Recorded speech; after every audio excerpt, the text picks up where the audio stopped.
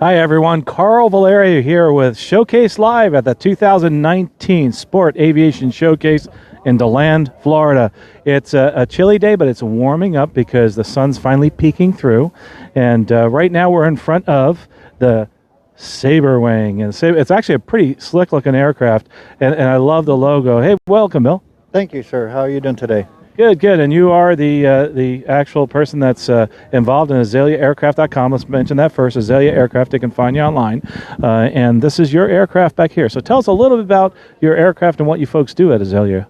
Azalea Aviation is focused really on all aspects of aviation.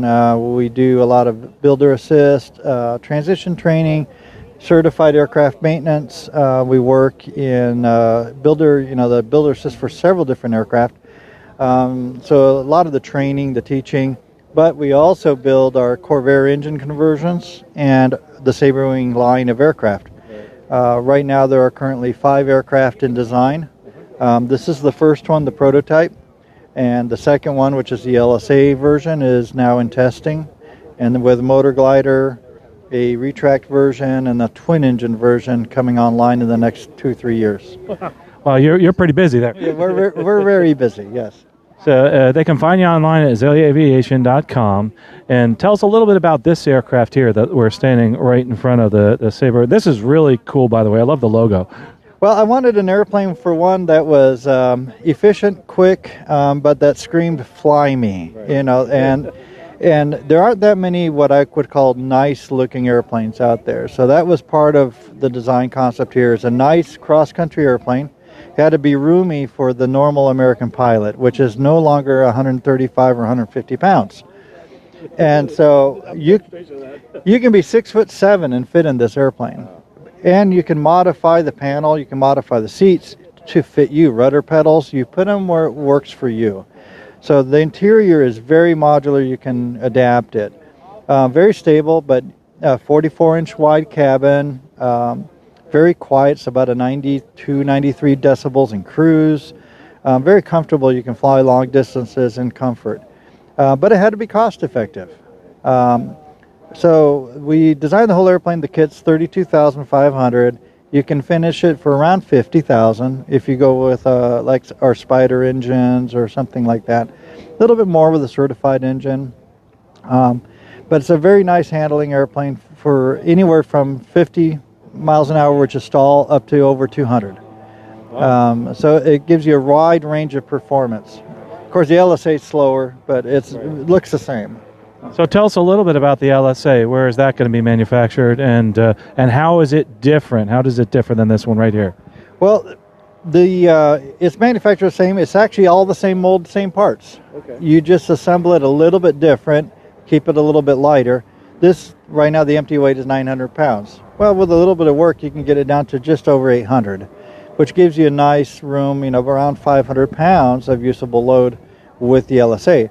But you only go with a 100 horsepower engine, and then tricycle gear, and that keeps it within the speed limits of the LSA. Interesting. Now, as far as you talked about a little bit about price point, let's talk about service. I mean, that's a concern with most people with aircraft, is a community and also somebody I can talk to either online or in person. Yeah, it's a bad thing if you design and build something and then you can't take care of it. So one of the things we're doing right now, we do operate the airport up in Adel, Georgia. So we have a facility there. Of course, like I said, we do aircraft maintenance for certified as well. So one is you gain the trust of people when you're doing certified aircraft maintenance alongside experimental stuff. And so we're also teaching our guys how to take care of aviation in general, not just specifically us, because a lot of our builders fly other things too. So when they see that you can do multiple tasks, they trust you a little bit better. Also, as far as most experimental aircraft companies, about the only way you can really make it at the beginning is to be able to diversify and to be able to do multiple things. So if you don't have the sales coming through on an airplane, you're being able to do other things to keep the lights on and keep the training going.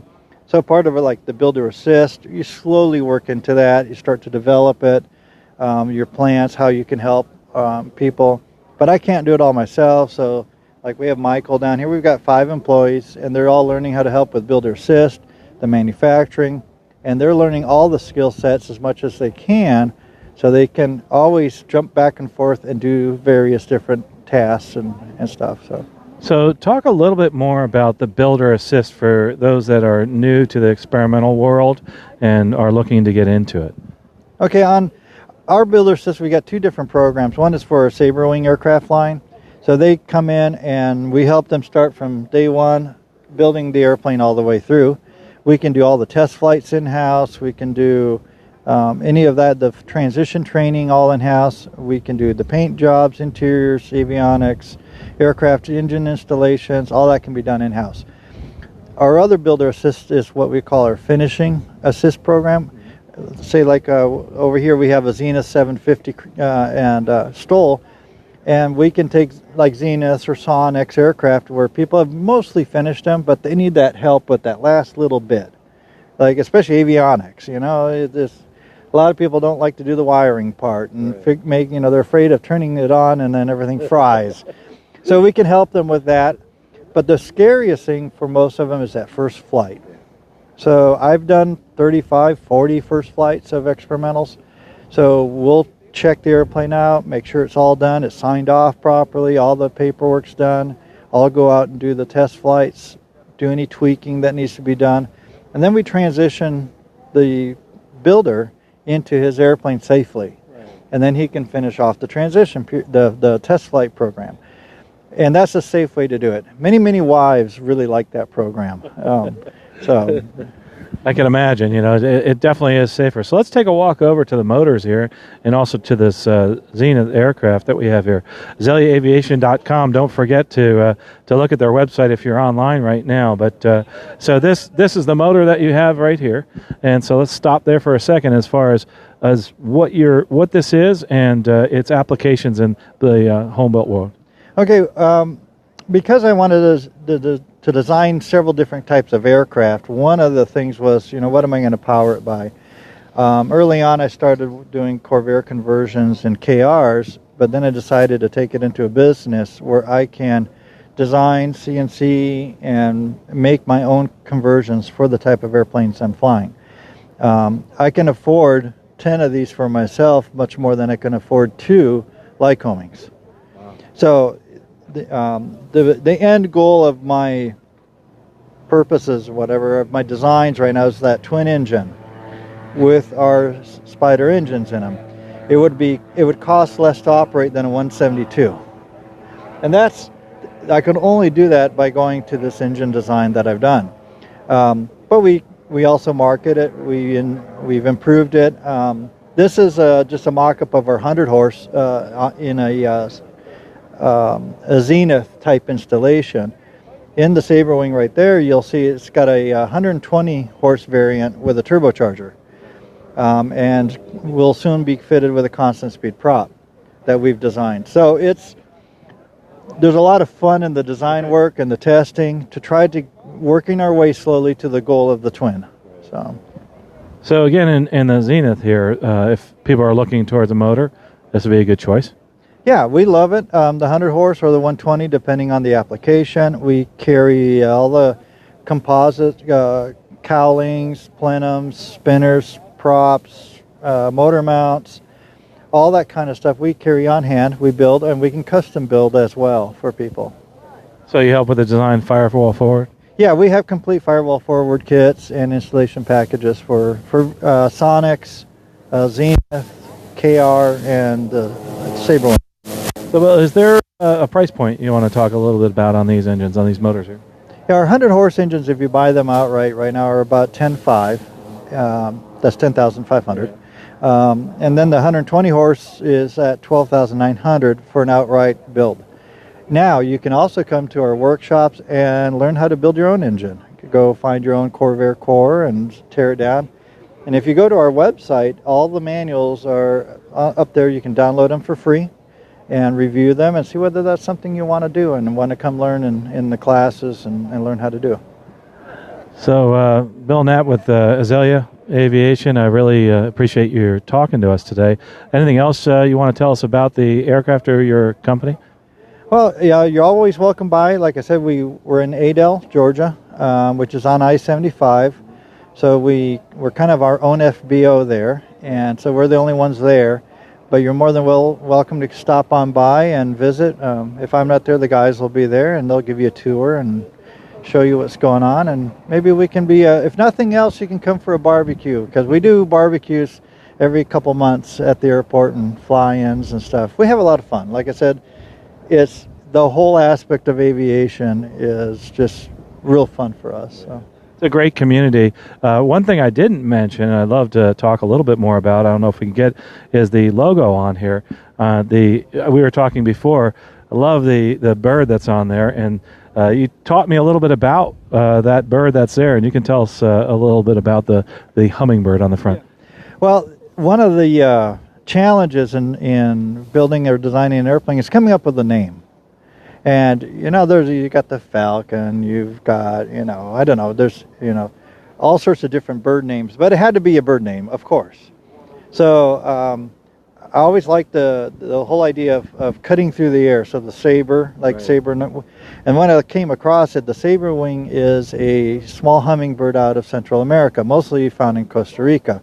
And it's purple in color, which is where the purple comes from. So when we started to design it, I had our design crew, I said, okay, I need a picture of a hummingbird. They always sent me these pictures of it sitting there hovering. I was like, no, that's not quite right. I says, this thing needs to be going by where the other hummingbirds say, hey, did you see that? And so one of the gals did this for us, and I said, that's spot on what we wanted. So yeah, I think it's really cool. I just put that on my computer as a sticker. I think that's the coolest logo that's there. But really enjoyed talking to you. I like the aircraft, and I know your customer service is terrific because you are, and the fact that you're just friendly and open to people talking to you, which is kind of neat. So that whole sport aviation community is a lot like that. It is this great environment, don't you feel? Yeah, absolutely. I've been in aviation since I was born. My dad was a mission pilot with MAF for many years, and so I grew up in the jungle. I was trained in jungle aviation, which is another whole aspect of it. But what I learned was aviation really brings together the best in people, I think. And then also it's an avenue for learning and growing so many skill sets.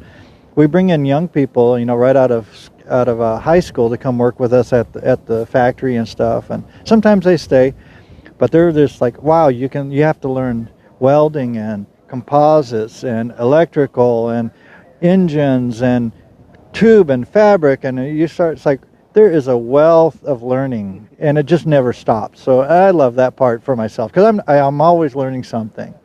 I think that's so cool doing that with the younger folks, especially it builds their self-esteem. It's like, what did you do this weekend? I built an airplane. Yeah, well, absolutely, and it gives them a motivation. I'm never tired of going to work unless it's like cold like today.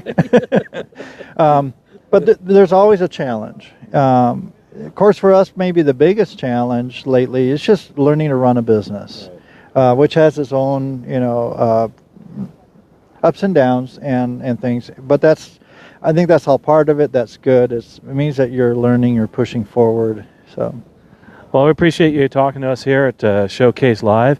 Hope to see you again next year and at some other shows. Where else might you be throughout the year? We'll be at Sun and Fun this coming year. We always take all our product there, and we have a booth there. We also go to Oshkosh. Now, we don't always set up a booth at Oshkosh. That's a little bit of a long haul, but we do fly there and sit on the flight line and just talk to people. We love to do that. It's almost a little mini vacation for us, and people get to see the airplanes. It's more difficult to put an airplane into a show setting. Out on the flight line is kind of nice because I know you flew in, and even though we did fly in for this one. So. Well, I can't wait to see you at all those events, azaleaaviation.com. And we're here at Showcase Live at DeLand Sport Aviation Showcase 2019. Don't forget, you can download this video off the Facebook page, or you can go to the YouTube channel. Later on, we'll have much higher resolution video that you can look in. If you had questions, you heard something, you want to go back and listen to it again, that's the beauty of video and online. Really appreciate your listening to us, and also hats off to Mike Daniels, the person behind the camera today, and Elizabeth Daniels for everything they do online, and all the other crew here at Showcase Live at DeLand 2019.